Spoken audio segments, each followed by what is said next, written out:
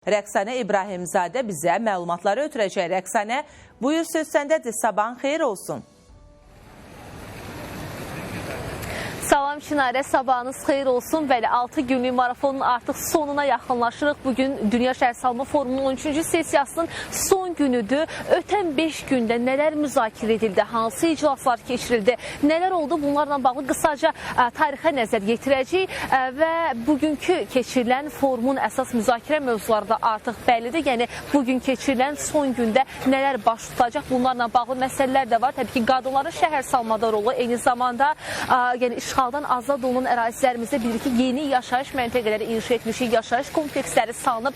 Bunlarla bağlı da informasiyalar təqdim olunacaq. Təbii ki, bununla bağlı məlumatları da diqqətinizə çatdıracağıq. Hər kəs üçün yaşayış yerləri, dayanıqlı şəhərlər və yaşayış məskənləri mövzusunda keçirilən bu forumda inklüziv şəhərin hansı formada salınması, yaşayış məskənlərinin eskiz görüntüləri, hansı ərazilər boşdur, hansı ərazilərdə hansı addımlar atılmalıdır, insanların eyni zamanda əlilliyi olan şəxslərin rahat şəkildə şəhərlərdə hərəkət etməsi üçün, onların hərəkətinin təmin olunması üçün hansı işlər görülməlidir? Bununla bağlı informasiyalar da təqdim olunur, müzakirələr, təlimlər keçirildi və eyni zamanda xaricdən ölkəmizdə media nümayəndələri də gəlir. Eyni zamanda yerli media nümayəndələri də bu forumda iştirak edib işıqlandırırlar. Ən son informasiyaları operativ şəkildə bölüşürlər. Hər kəs üçün yaşayış yerləri, təhlükəsiz dayanıqlı şəhərlər və yaşayış məskənləri mövzusunda keçirir və dünyada hazırda təxminən 3 milyard insanın keyfiyyətli mənzil çatışmazlığından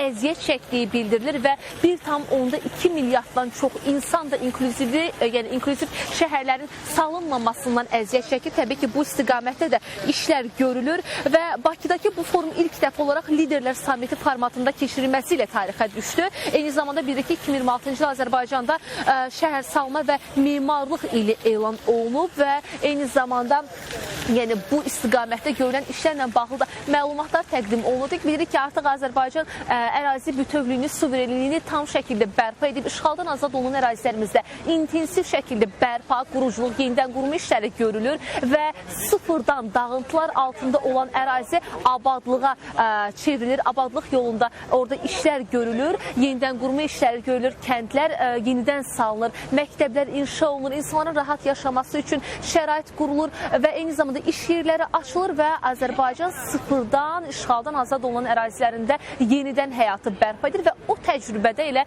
bölüşülür. Bura, xaricdən gələn qonaqlarla Birləşmiş Millətlər Təşkilatının məskunlaşma proqramı eyni zamanda Azərbaycan hökumətinin birgə təşkilatçılığı ilə icra olunur və burada artıq bir məqamda vurğulayaq ki, burada müxtəlif tədbir otaqları var ki, həmin bu tədbir otaqlarında müxtəlif müzakirələr aparılır. İşğaldan həm azad olunan ərazilərimizlə bağlı, inklüzivliklə bağlı, qadınların, uşaqların şəhərsalmada rolu ilə bağlı məsələlər müzakirə edilir. Eyni zamanda bu media otağı ilə düz üzbəüz yerləşən bu tədbir otaqlarının əlavə olaraq digər bir istiqamətdə Urban Expo mərkəzdə açılışı oldu. Eyni zamanda bu forumun ikinci günündə Prezident İlham Əliyev və birinci xanım Mehriban Əliyeva da açılış mərasimində iştirak etdilər və bir sıra açıqlamalar da verildi. Təbii ki, eyni zamanda ölkəmizə xaricdən gələn rəsmilər də bir sıra istiqamətlərdə açıqlamalar verdi. Almatı meri, Gəncə meri və öz təcrübələrini bölüşdülər şəhərsalma ilə bağlı və elə ikinci günündə, forumun ikinci günündə Urban Expo mərkəzinin də açılışı oldu. Həmin Expo mərkəzdə müxtəlif ölkələrin pavilyonları var və həmin pavilyonlarda da müxtəlif şəhərsalma ilə bağlı eskiz layihələr hazırlanıb və ən çox diqqət çəkənlərdən biri eləməz ən geniş ərazini əhatə edən Azərbaycan pavilyonudur ki, orada həm Ağşəhərlə bağlı, eyni zamanda bizim Sibrizlə bağlı və digər istiqamətlərdəki bölgələrimizlə bağlı şəhərsalma təcrübəsi bölüşdürdü. Özəlliklə də azad olunan ərazilərimiz diqqət mərkəzindədir. Həm xaricdən gələn nümayəndələrin diqqət mərkəzində, çünki Azərbaycan yeganə ölkələrdəndir ki, azad etdiyi ərazilərdə, suverenliyini bərpa etdiyi ərazilərdə bu cür yenidən qurma işləri görür. Sıfırdan və müasir üslubda, müasir standartlara cavab verən, elə Zəngilanda Ağıllı kənd layihəsi, eyni zamanda digər ərazilərimizdə bu cür müasir standartlara cavab verən üslubda qurulan şəhərlərin salınması əsasən elə digər ölkələrdən gələn nümayəndələrin də diqqət mərkəzindədir. Eyni zamanda daha hansı hadisələri baş verdi burada?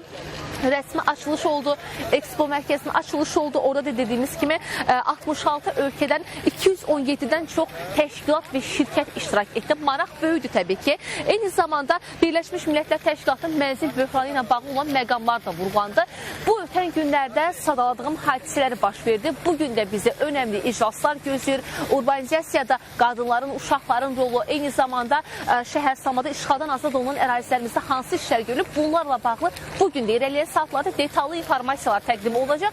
Hələlik son gündən çatdıra biləcəyimiz informasiyalar bu qədərdir. İrəliləyən saatlarda digər müzakirələr, sessiyalar da olacaq ki, oradan da məlumatları operativ şəkildə sizinlə paylaşacaq. Sözünü yenidən sizə ötürürəm. Təşəkkürümü bildirirəm. Rəqsanə məlumatları bizə geniş şəkildə çatdırdığına görə.